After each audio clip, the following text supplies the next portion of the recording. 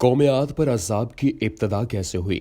बिस्मिल्लाहिर्रहमानिर्रहीम। अस्सलामुअलैकुम। Zama voice YouTube channel के मुअज़्ज़ज़ ख़वातीन व हज़रात, हज़रत हूद अलैहिस्सलाम एक तवील अरसे तक अपनी कौम को वाज़ व नसीहत करते रहे। कभी वो उन्हें अल्लाह की तरफ से अता करदा नेमतों की याद दिलाते तो कभी अज़ाब इलाही से डराते, लेकिन वो बहरे और अंधे बने रहे। तारीख़ी कुतुब में है कि हज़रत हूद अलैहिस्सलाम मुसलसल 50 बरस या इससे भी ज़्यादा दर्स व नसीहत में मसरूफ़ रहे।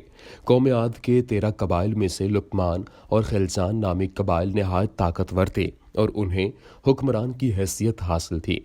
हज़रत हूद अलैहिस्सलाम ने जब दावत हक दी और कुफ्र शिर्क छोड़कर एक अल्लाह की बंदगी की तरफ बुलाया तो लुकमान कबीले ने सख्त मज़ाहमत की और हज़रत हूद अलैहिस्सलाम के दुश्मन हो गए। इसके बरअक्स दूसरे कबीले खिलजान ने हज़रत हूद अलैहिस्सलाम की बातों पर गौर व होश किया और उनमें से अक्सर जल्द ही आप अलैहिस्सलाम की दावत को कबूल करके ईमान ले आए।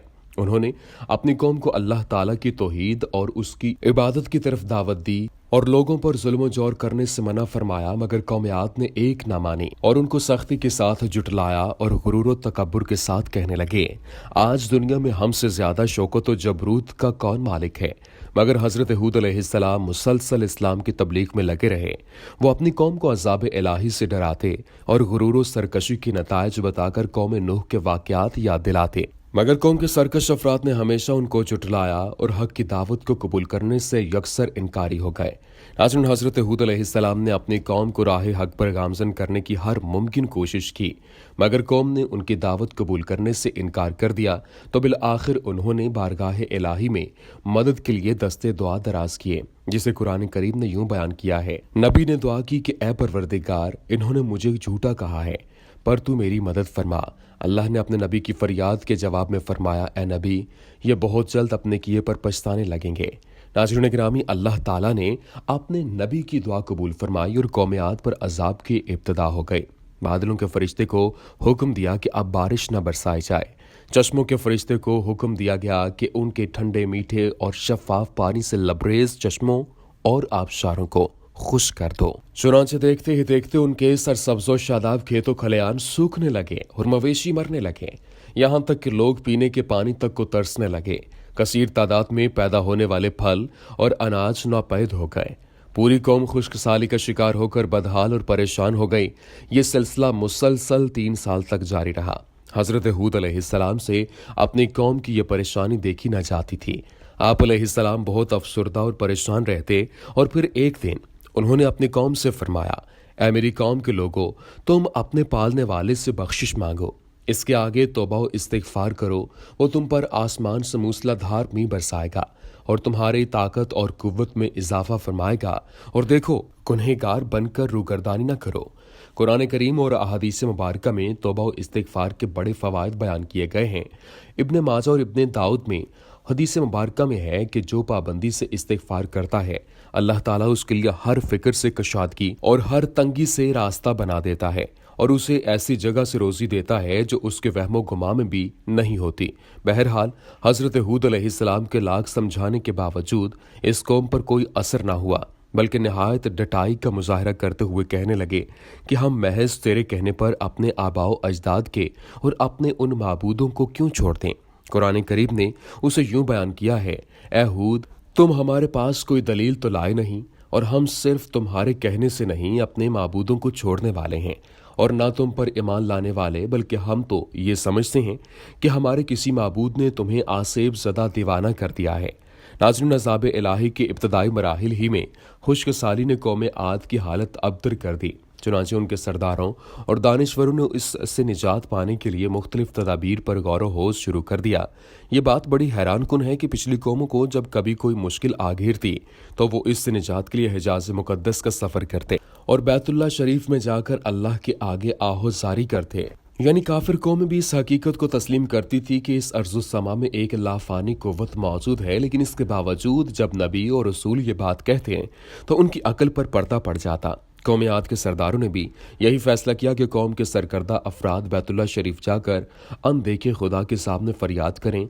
चुनांचे मुख्तलिफ कबाइल के सरदारों और दीगर अहम अफराद पर मुश्तमिल 70 अफराद का एक वफ्द हिजाज मुकद्दस रवाना हुआ। इस जमाने में मक्का पर कौम अमालीक की हुक्मरानी थी, जिसका सरदार मुआविया बिन बकर था और मुआविया की वालिदा कौम आद से ताल्लुक रखती थी। वैसे भी मुआविया बिन बकर कौम आद की शान व शौकत से बड़ा मरऊब था, चुनांचे उसने वफ्द की बड़ी खातर मदारत की और उसे बड़े इज्जत व एहतराम से अपने यहाँ ठहराया। तिबरी की रिवायत है कि इस वफ्द में 2 अफराद मुर्शद बिन साद और लुकमान बिन लकीम साहिब ईमान और हजरत हूद अलैहिस्सलाम के पैरोकार थे। गालिबन उनका ताल्लुक कबीला खैलजान से होगा। इन दोनों के अलावा बाकी सब काफिर और बुत परस्त थे। मुआविया ने उनके एजाज में रक्स व सुरूर की महफिल का एहतमाम किया और तकरीबन 1 माह तक ये लोग अपने आने का मकसद फरामोश करके ऐशो इशरत और शराबो कबाब की महाफिल में मदहोश रहे। जब उनका क़याम तवील हो गया तो मुआविया बिन बकर को उनके वापस जाने की फिक्र लाहक हुई। काफ़ी सोच विचार के बाद उसने नाचने गाने वालियों के जरिए चंद अशार की सूरत में उन्हें उनके आने के मकसद की याद दहानी करवाई, जिस पर वफ्द को होश आया। तारीखी कुतब में दर्ज है कि इस मौके पर वफ्द में शामिल मुर्शद और लुकमान ने एक बार फिर उन्हें समझाने की कोशिश की कि जो कुछ हजरत हूद कहते हैं इस पर ईमान ले आओ, लेकिन वो न माने। नाज़रीन गिरामी, फिर वफ्द बैतुल्लाह शरीफ गया और बारिश की दुआएं मांगना शुरू कर दी। अभी थोड़ी ही देर गुजरी थी कि अल्लाह ताला ने आसमान पर 3 रंगों के बादल भेज दिए, जिनमें एक सफ़ेद था, दूसरा स्याह और तीसरा सुर्ख। इसके साथ ही आसमानों से निदाए गैब आई, अपने और अपनी कौम के लिए इन तीनों में से किसी एक को पसंद कर लो। चुनांचे वफ्द ने सोच विचार के बाद स्याह बादल को अपने लिए पसंद कर लिया, जिसके साथ ही सुर्ख और सफ़ेद टुकड़े आसमान से गायब हो गए और अब्र स्याह आहिस्ता आहिस्ता आसमान पर छाने लगा। वो लोग अपनी दुआ की कबूलियत पर बड़े खुश थे और समझते थे कि अब खुश्क साली खत्म हो जाएगी। चुनांचे पूरी कौम ने खुशियां मनाना शुरू कर दी, लेकिन हजरत हूद अलैहिस्सलाम समझ गए थे कि यह अजाब इलाही है।